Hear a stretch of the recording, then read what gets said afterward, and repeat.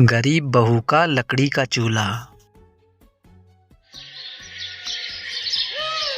लकड़ी के चूल्हे पे जो खाना बने उसकी बात ही कुछ अलग होती है। लेकिन आजकल तो गैस का जमाना है, लकड़ी पर भला कौन खाना बनाता है।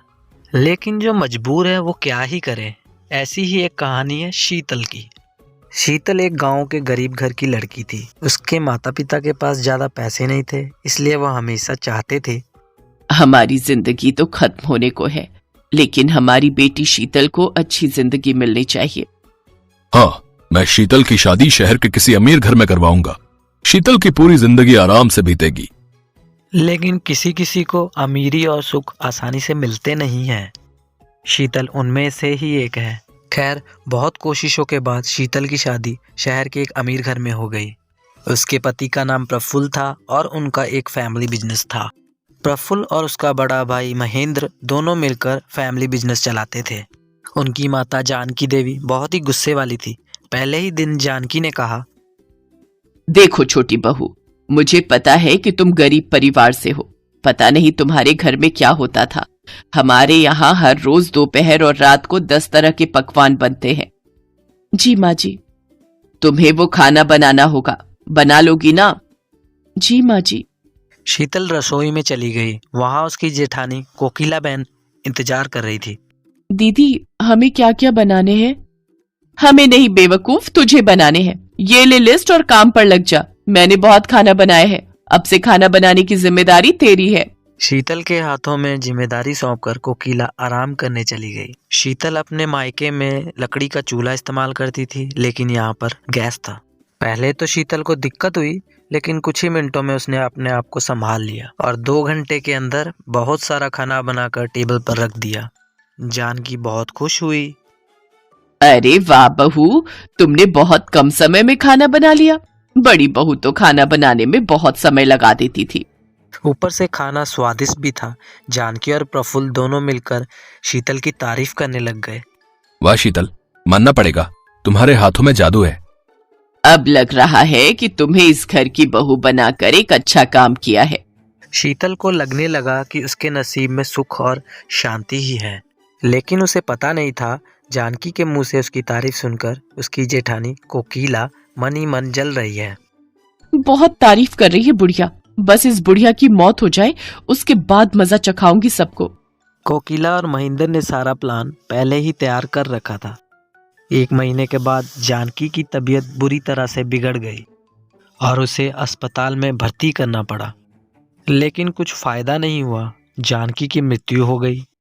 महेंद्र और कोकिला इसी पल का इंतजार कर रहे थे। वह दोनों प्रॉपर्टी और बिजनेस हड़पने के लिए फेक कागजात तैयार करके बैठे थे। जानकी के अंतिम संस्कार के तुरंत बाद महेंद्र ने प्रफुल्ल से कहा, प्रफुल्ल, माँ ने सब कुछ मुझे लिख दिया है। अब से हमारा बिजनेस, ये घर, सब कुछ मेरा है। यह सुनकर प्रफुल्ल की रूह कांप उठी। अब ये क्या कह रहे हो भैया? माँ ने ऐसा कब किया? तुम झूठ बोल रहे हो। अच्छा, झूठ बोल रहा हूँ? तो फिर ये क्या है? महेंद्र ने फेक कागज दिखाए। प्रफुल्ल ने कहा, ये फर्जी है, आप झूठे हो। ठीक है, फर्जी है तो कोर्ट में केस करके वापस ले ले सब कुछ। तब तक इस घर से बाहर निकल। महेंद्र और कोकिला ने मिलकर प्रफुल्ल को घर से बाहर निकाल दिया। प्रफुल्ल को समझ नहीं आता कि उसके साथ हुआ क्या। शीतल, ये क्या हो गया? हम तो रास्ते पर आ गए, अब क्या होगा? केस करने के लिए पैसे चाहिए, लेकिन बैंक अकाउंट भी तो भैया के नाम पर है। आप चिंता मत कीजिए जी, सब कुछ ठीक हो जाएगा। कैसे ठीक होगा शीतल? सब कुछ बर्बाद हो गया, हम रहेंगे कहाँ, खाएंगे क्या? प्रफुल्ल पूरी तरह से टूट गया। उसे गरीबी की आदत नहीं थी, लेकिन शीतल तो बचपन से ही गरीबी में पली बड़ी थी। वह प्रफुल्ल को लेकर शहर के मेन रोड के पास वाली बस्ती में रहने लगी। शीतल, आज तुम ना होती तो मेरा क्या होता? मैं तो मर ही जाता।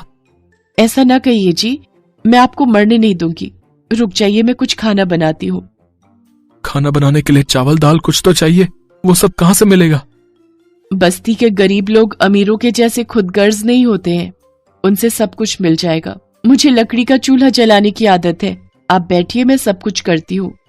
लेकिन खाना बनाओगी कैसे?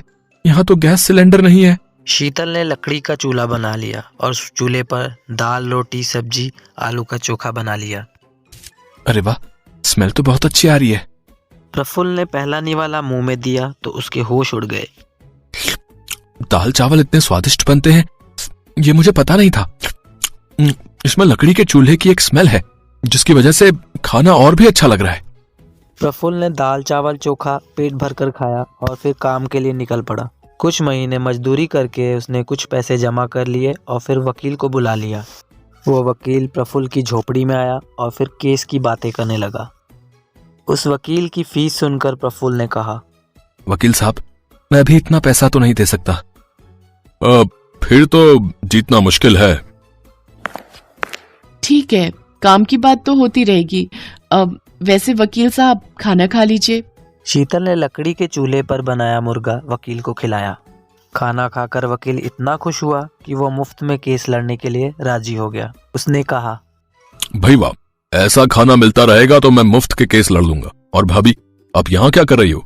आपको तो कोर्ट के बाहर होटल खोल लेना चाहिए, वहाँ इतना अच्छा खाना नहीं मिलता है। आप चलिए, मैं सारा बंदोबस्त कर दूंगा। वकील ने कोर्ट के बाहर होटल खोलने की परमिशन दिलवा दी। लकड़ी का चूल्हा बनाकर शीतल खाना बनाने लग गई। खाने की खुशबू सूंघकर आसपास के सभी लोग खाना खाने आ गए। लकड़ी के चूल्हे पर खाना खाकर सब लोग दीवाने बन गए और शीतल का होटल धूमधाम से चलने लगा। कुछ ही महीनों में उसने बहुत सारा पैसा कमा लिया और अपने होटल को भी बड़ा कर लिया। उन पैसों से प्रफुल्ल ने अपने भैया और भाभी पर केस कर दिया।